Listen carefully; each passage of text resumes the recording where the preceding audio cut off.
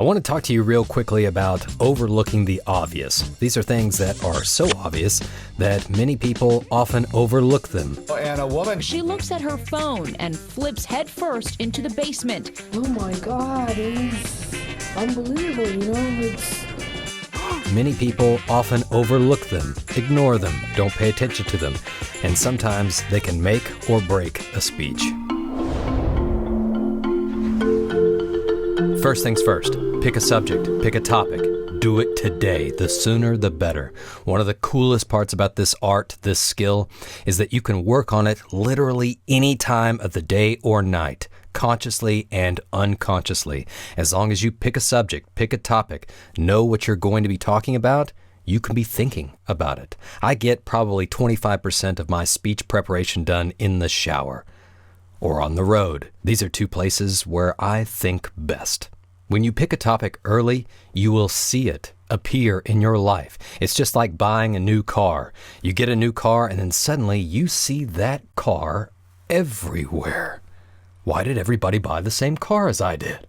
They didn't. And those cars were there before. You just didn't notice them. But now that you're cued in, you see them everywhere. The same goes for your topic. Pick it early, see it everywhere. This will give you plenty of examples, stories, and speech material. Secondly, case the joint, just like you're robbing a bank.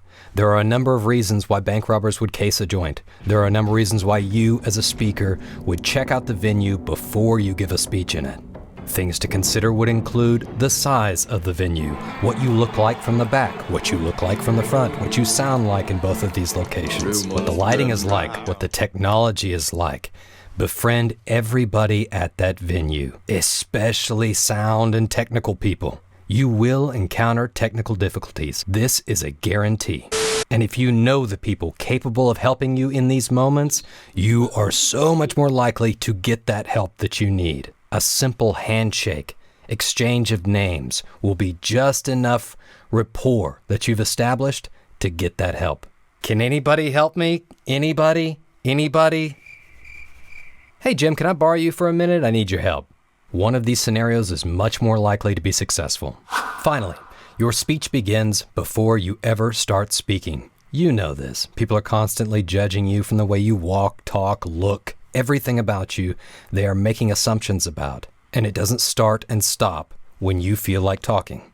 It's constant. So keep this in mind when you're on the way to the stage. Work the room before you start. Work the front row especially. If you can make eye contact, make a brief, quick acquaintance of friend. This will help you throughout the speech. You'll have somebody to go to when things go rough. Oh, help me out here. Oh, thank goodness. I just met you and you're very kind to make eyes with me right now and nod as if you actually believe what I'm saying. This can be a difficult skill to pull off, and every little bit helps, including working the crowd before the speech. So pick a topic early. Let it work for you. Let your mind go to work for you, consciously and unconsciously.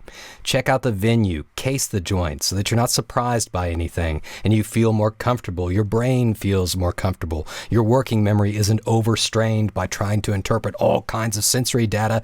You can just focus on the audience and the speech itself.